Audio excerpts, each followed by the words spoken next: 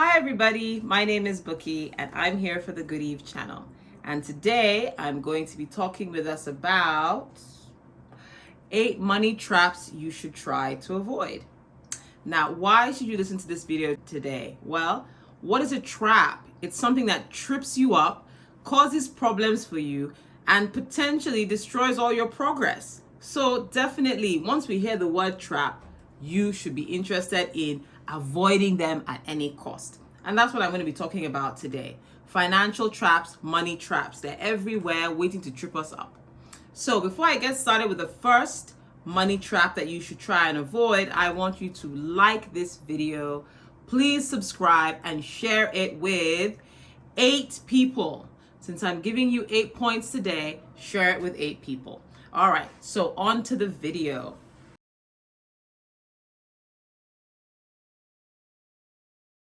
So point 1, expensive cars. I know, especially for the men watching this video.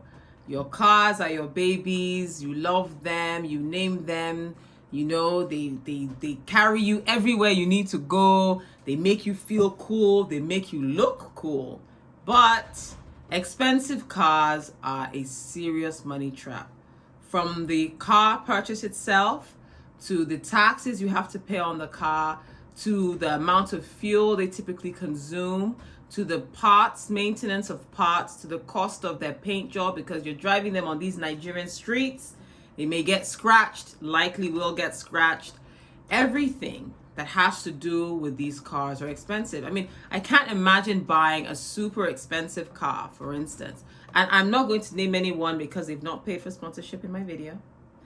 And then even the kind of, if you have a driver that takes care or drives you, you cannot use a driver that you pay a small wage to drive, let's say 100 million naira or 150 million naira car. You have to get an executive driver who probably flies, private jets in his spare time to drive your vehicle. You can't just pick a regular driver off the street and say, here, take the keys to my car that's worth more than 3 houses. No.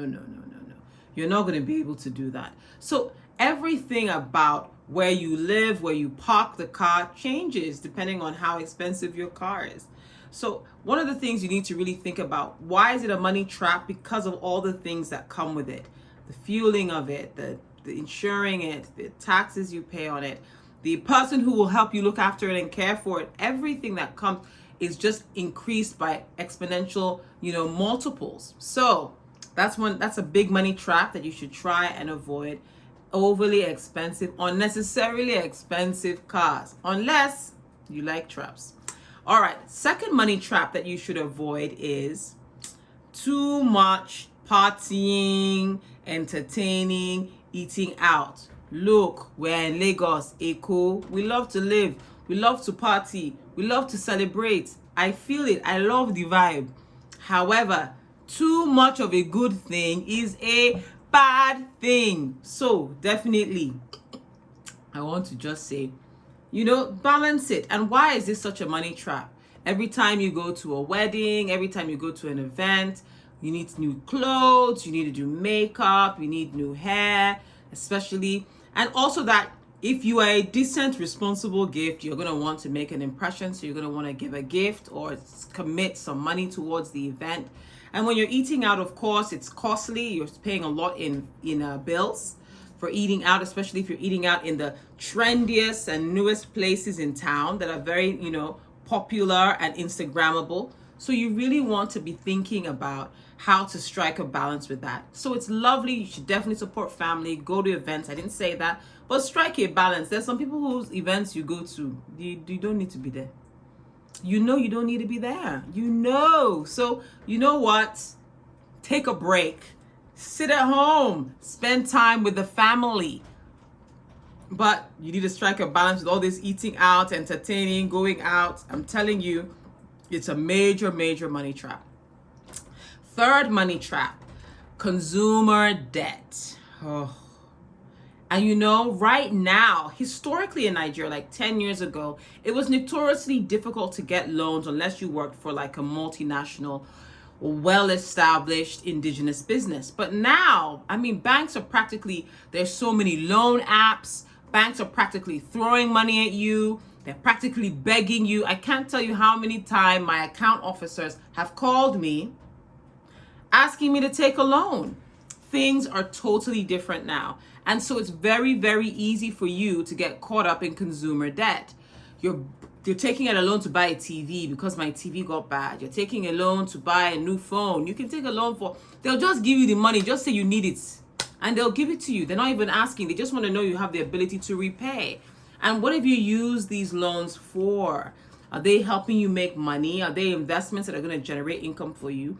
Or are they just things that, inflate your lifestyle? So one of the things you need to avoid, it's a serious money trap. Why? You take on these loans. If you don't invest it in something that's going to create income from you, then you now have to start paying it back.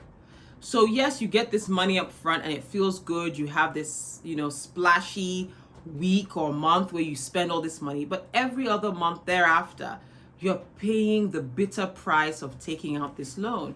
And it can affect other things. So it can have a ripple on effect. It can, if your budget is structured for you to have your entire salary, but you've taken out a loan and you didn't use it for anything that was substantial, it was just a want, a whim, a look good, feel good. Then now if school fees are due, you're struggling to pay. Rent is due, you're struggling to save.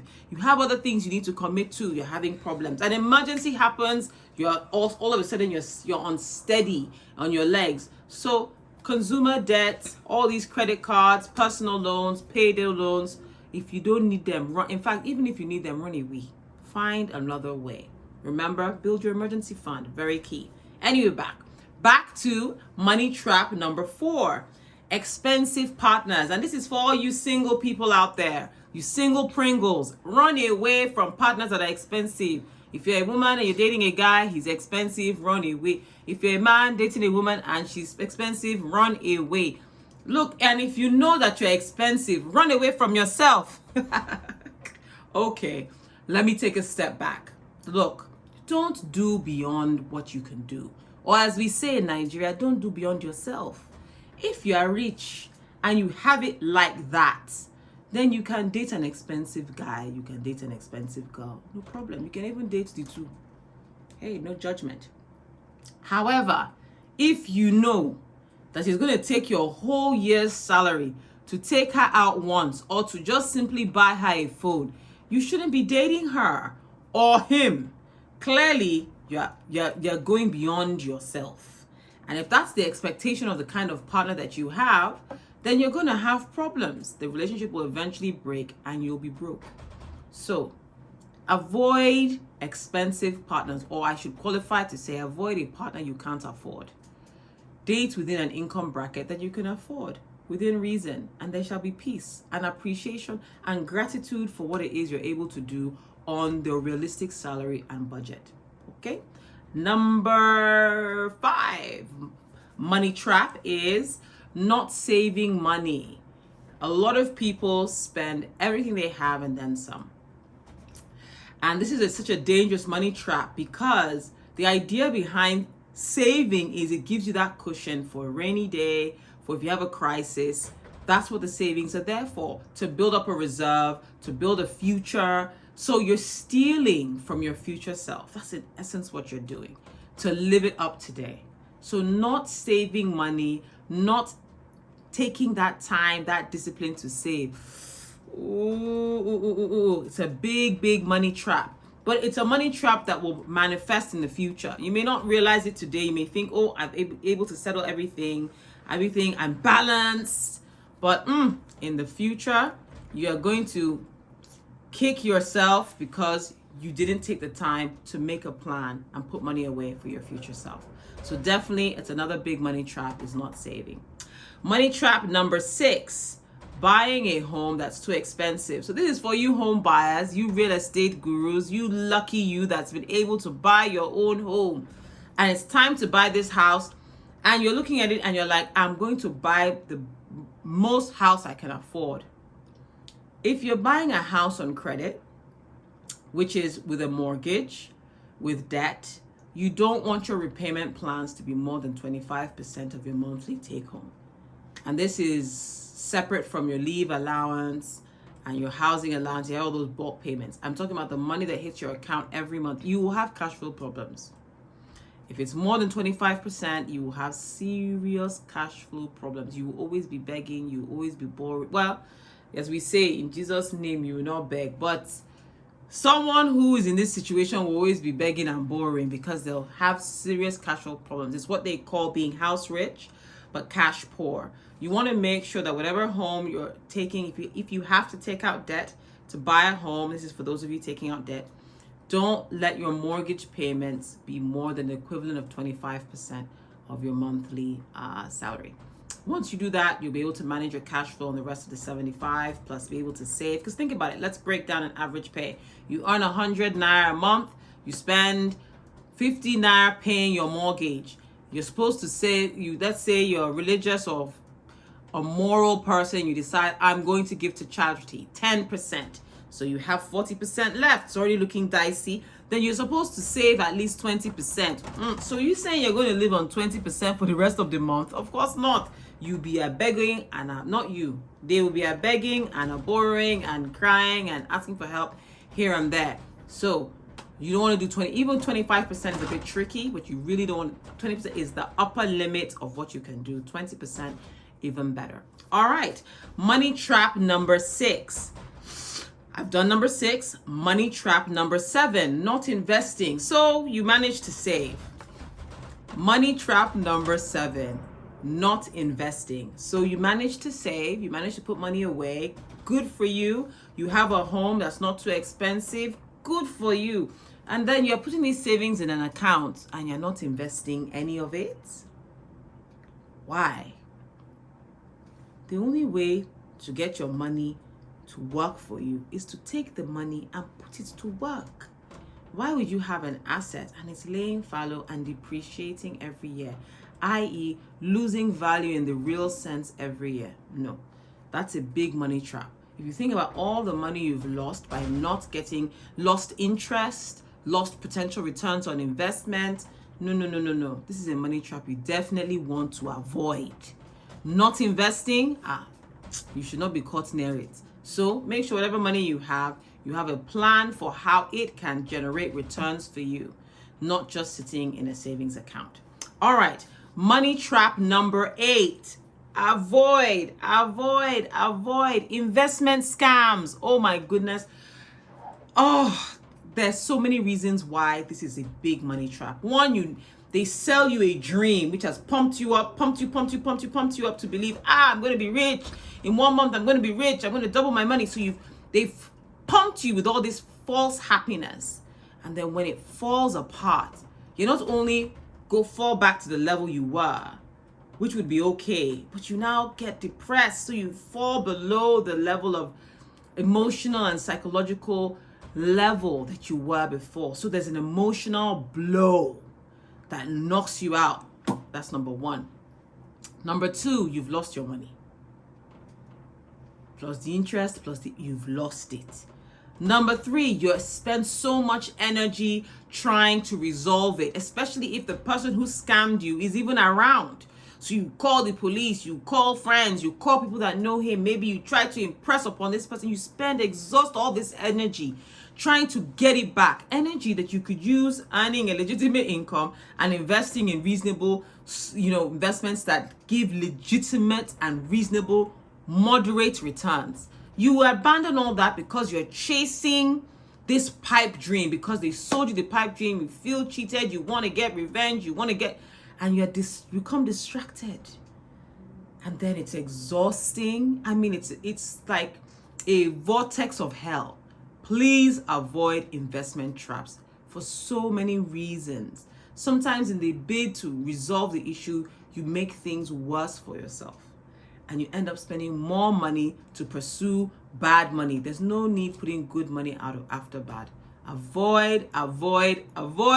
This is a money trap that I can't say it enough. Avoid investment scams. Anything that looks like, smells like, appears to be, sounds like, feels like investment scam. Please avoid it. Now, because you stayed this long, I actually have a bonus money trap that you should avoid. and that is you should avoid the subscription trap. So a lot of times you'll see all these apps on your phone. Sometimes they're games, sometimes they're like all these series, subscription networks like Netflix. I just didn't want to say it, like Netflix, like Roku TV, like, and if you watch them, great. But have you noticed that if you're not careful, you subscribe to like 10 of them, and then you watch them for like, you pay for a year, but you end up watching them for like a month faithfully, and then most of the time you don't watch them. Be careful of subscription traps. It's so easy to subscribe for so many different things. Before you know it, you have 20 subscriptions, 30 subscriptions. You don't even remember when you did it. And most of these apps, when you subscribe, automatically renew every year. They have your credit card details, or they have your debit card details. So it's automatic. So be careful and very mindful. Sometimes it's okay to just pay to use something one-off. Because yes, it may seem so much, but the price of using it one-off is like the price of 1 month subscription. But you know what? If you're only going to watch one movie or 2 series, then why would you subscribe for? And some people leave these subscriptions on without realizing it, sometimes for years. They're on for, they're paying for these subscriptions for 2, 3, 4 years. So definitely, this is a money trap that you should watch out for. Go to your phone today, check out what you're subscribed for, unsubscribe if you're not using them. And even online, if there's some, things that you're subscribed for, unsubscribe today. Take it, do a fresh start, and let's see. All right, so that's my video today. I've shared with you the 8 money traps that you should avoid, and I'm sure you will agree these are money traps worth avoiding. So if you like the video, give me a thumbs up. Remember to share it with 8 people. And as I always say, be humble and learn. Bye for now.